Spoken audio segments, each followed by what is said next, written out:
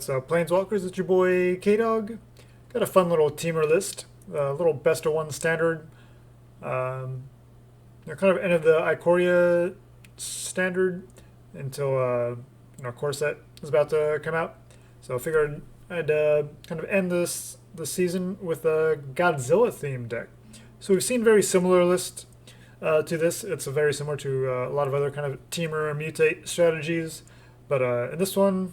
Basically was trying to include all the Godzilla cards and try to kind of make it work. So obviously there's a mutate sub-theme to it as well.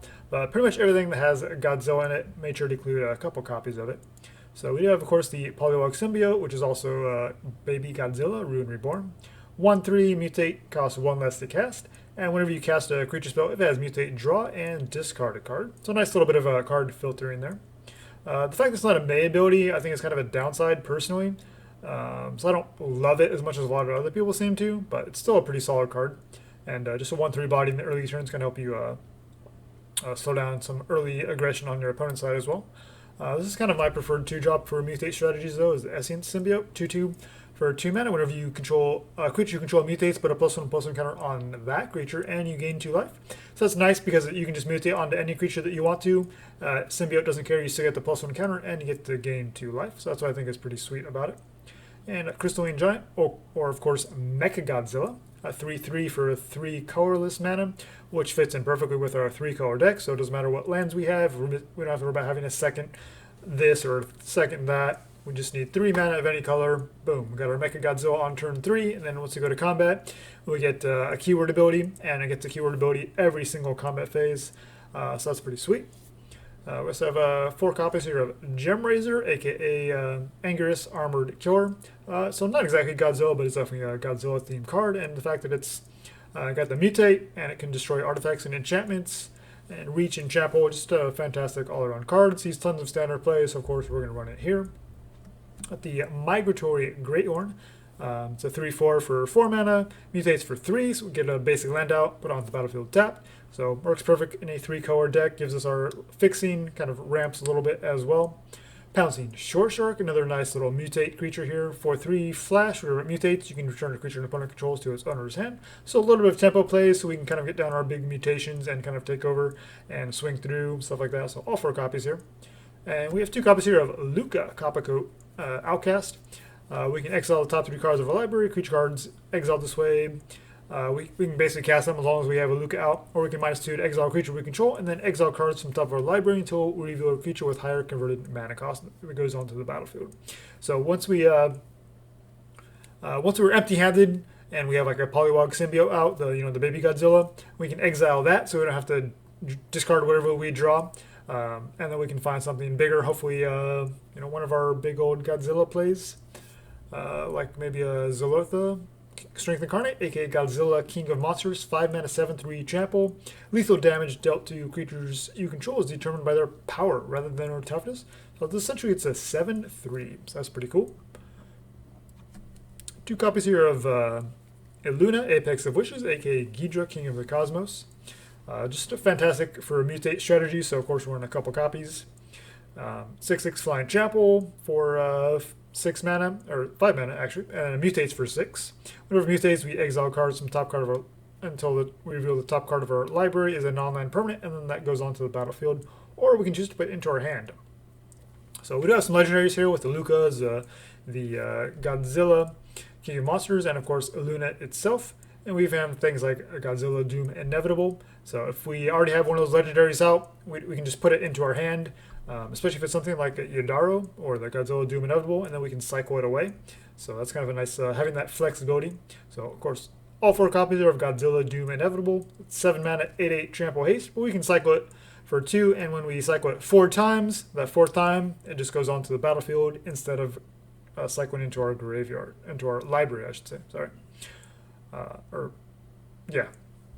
2 copies here of Titanoth Rex or Godzilla Primeval Champion. Of course, it's a 9 mana, 11/11 trample, so pretty steep, but we can cheat it out with Lukka, of course, if we get lucky. And of course, we can just cycle it away and put a trample on one of our other creatures. So that's pretty sweet. Pouncing Shoreshark, the Symbiote puts counter on things, so we can get some pretty beefy creatures and just be able to cycle it to kind of keep digging for whatever we need. So mana base, we just have 24 lands because we do have plenty of you know, cycling, the Migratory Greathorn, the Baby Godzilla. So we have plenty of ways to kind of filter and kind of get the lands that we need. So just 24 is fine. So pretty even split with 3 island, mountain, and forest. All the shocklands and 4 steam vent, 4 stomping ground, 4 breeding pool. Just 2 of the triomes. I don't like having too many of these cycle lands if it doesn't seem necessary. So I think just 2 is fine. And then just 1 fabled passage for that little bit of fixing, so we can kind of get whatever second or third color that we need. So yeah, that's the fun little Godzilla brew, and we'll jump into some matches. Best of 1, see how we do.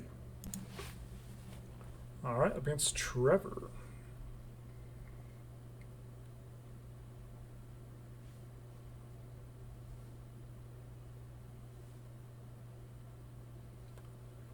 Okay, we're going to go first.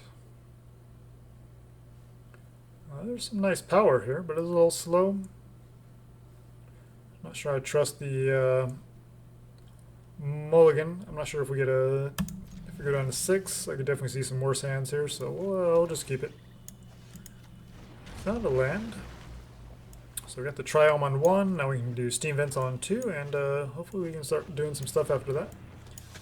Alright, against Mono Black Vampires. Oh, so we found our Baby Godzilla, so we'll drop that and see if they have removal for it or not. Otherwise we can block this 2-1 very easily. And we have the mutation, or just cast it. Either way, we get the cost reduction thanks to the Baby Godzilla. But that's of course dependent on a mono blacklist not having a removal right now, or not wanting to use it for some reason. So not like they're going to have any enchantments we have to worry about. So I think we'll just play it down as a creature. Aerialist, that's pretty good. Need to some way to deal with that. They can throw their Child of Night away just to put some counters, and they choose not to. Well, we'll just play it out as a 4/4 with Reach. And Greathorn. Lukka doesn't seem very good with the against the mono blacklist. They're probably gonna have some removal and then be able to attack in pretty reasonably. And now we're drawing some land, so we can always discard those. Resolve Enforcer is pretty nasty. We have the Pouncing Shoresharks and things like that to kind of help us out with those types of cards, so we'll see. We have Ghidra next turn if we want.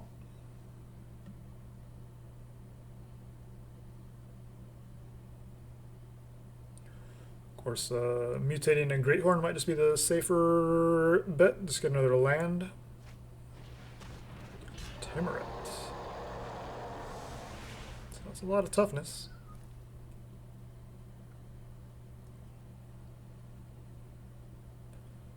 I think we'll just take the greedy line here and go for the Ghidra. Okay, looking at our graveyard, but you're tapped out, buddy. You can't activate its ability.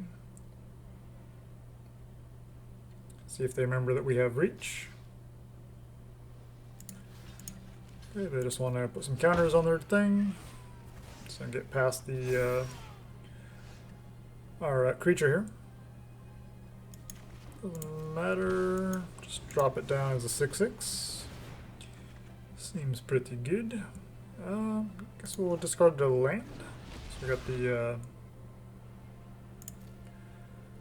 the Greathorn to kind of help us find some lands. And we can, if they don't have removal for our Ghidra, King of Cosmos, we can always discard the second one.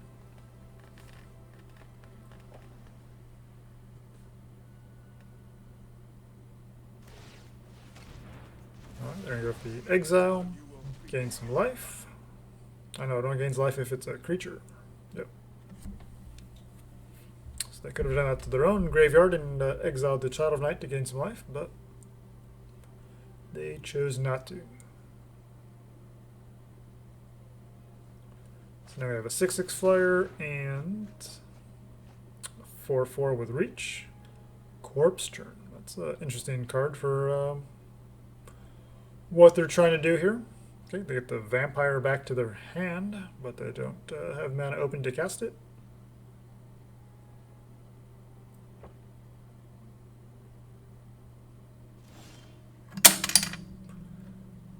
second baby Godzilla. We can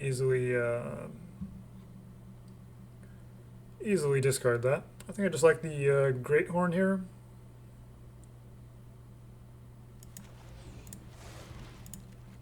I think we just do that onto there. We'll discard second. We'll keep the 6/6 and see what we hit. First off, we'll just grab a forest actually.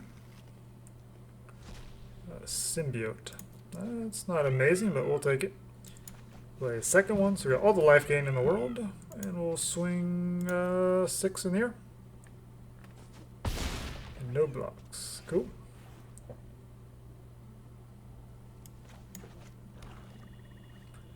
I guess we can use the Gemrazer mutate to destroy Temur, so that's actually pretty reasonable.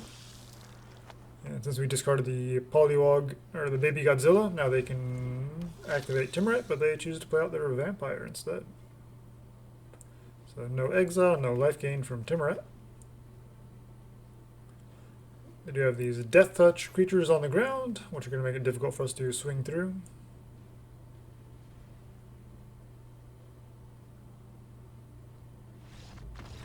And yeah, our opponent's a little stuck here. They do have some nice ways to block on the ground, but without a way to deal with our big old 6/6 flyer, not much they can do there. Alright, against Wattles Barkley.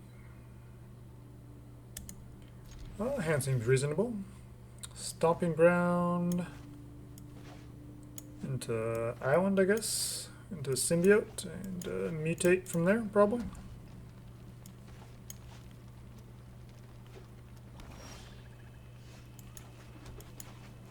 Could just play second Symbiote Breeding Pool, and then let's get all the value. Some kind of 100 card mono black shenanigans. Alright, yeah, we'll do that. Just go double Symbiote and then mutate the Greathorn next turn. Just to get some more lands. Bastion of Remembrance. It's a good card. See if they want to attack in. Not sure why you'd want to here. So I guess we're going to go for the Gemrazer. Blow up the Bastion. Wow, they are going to attack. That's pretty aggressive.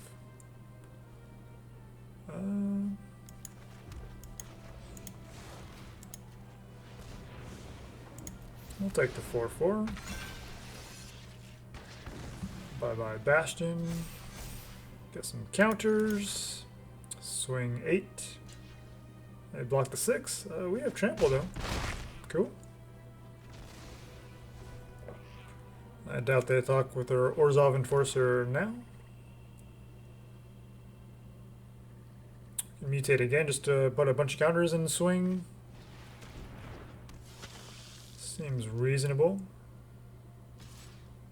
Wow, they are attacking with their 1/2 Death Toucher. Seems like a pretty poor line of play, but what do I know? Let's just diversify here actually, just to play around removal. Grab a forest.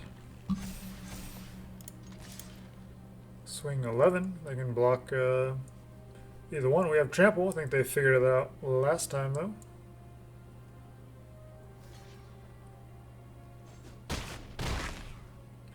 Down to 5, and we got some pretty beefy creatures out, so they'll need something good here.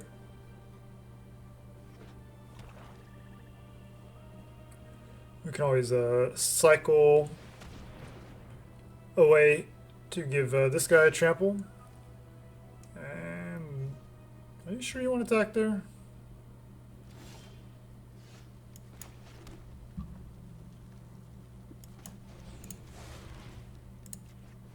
Go ahead and mutate there.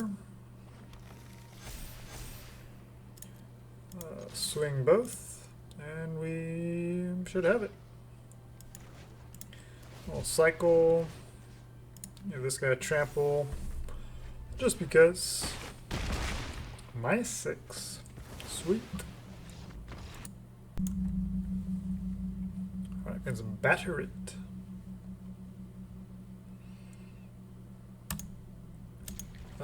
It's decent. We do have the baby Godzilla to give us the discount. And we found a third land anyway, so yeah, we're in a decent spot. Alright, up against Temur.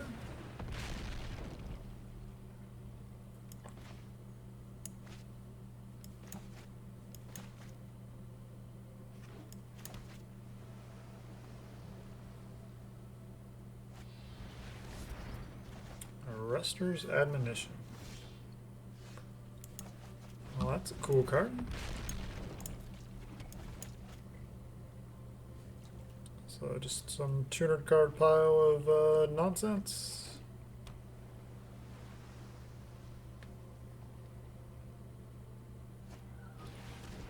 Jace. Okay, you're gonna mill me.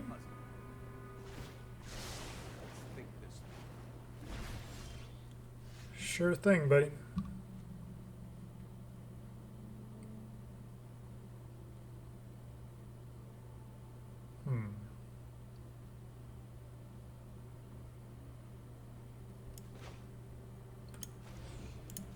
We can mutate. It's a lot of lands. Swing 4, put Jace at 1. It's decent. Maybe we'll just do that, and then we can just cycle our Yidaro. Play around a potential board clear, but with this many cards, who knows what they have, what they're running.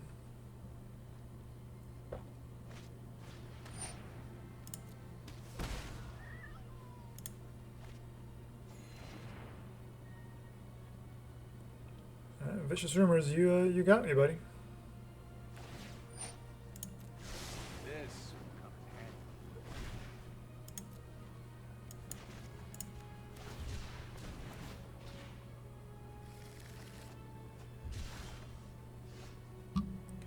Lukka, that's pretty cool. We'll finish off Jace. I think we'll just play this out as a 3/4.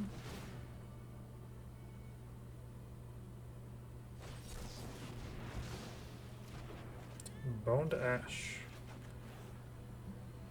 Discard a Symbiote.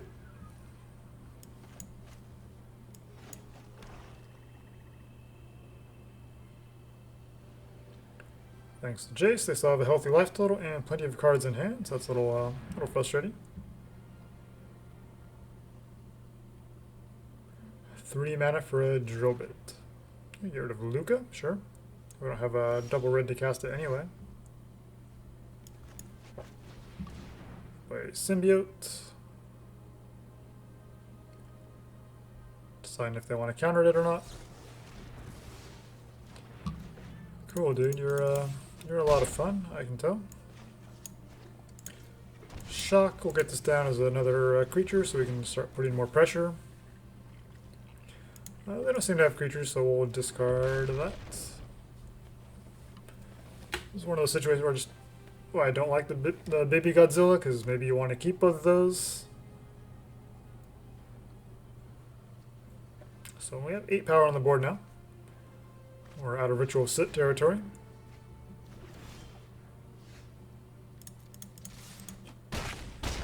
Okay, lots and lots of hand disruption.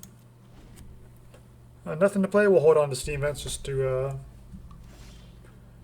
mess with them. I have something here. Unsummon. I have a counterspell.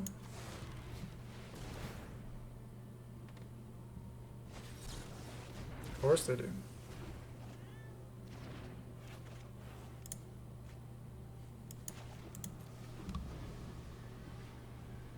Oh, we're down to 5. 4 cards in hand, though.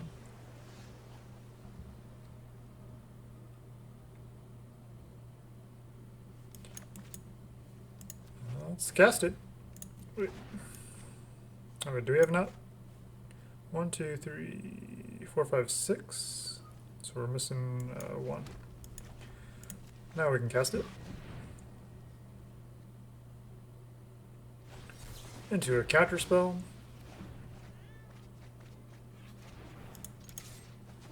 Down to 1.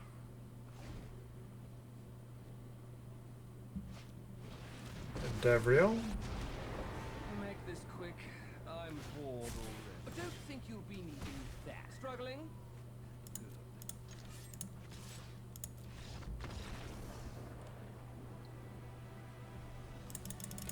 All that just to die for nothing. Alright, I think I'm going to wrap it up there. So yeah, it's kind of a fun way to end the Ikoria season with a little Godzilla themed deck. Everyone, all the Godzillas did a little bit of work. Well, most of them. Yeah, definitely looking forward to seeing what core set has to offer. I think the nicest thing that we've seen so far from all these cards is it seems like instead of like say Simic getting all of the love with the last several sets now, it seems like there's some of the other colors are starting to get a lot more love, and so I think we'll hopefully start to see more diversity here in some of the top decks, and maybe we'll see a little more fair and balanced meta. It's probably just wishful thinking because, you know, Magic, but we'll see how it shakes out. So, yeah, thanks for watching, guys, and until next time, make sure you jank with a purpose.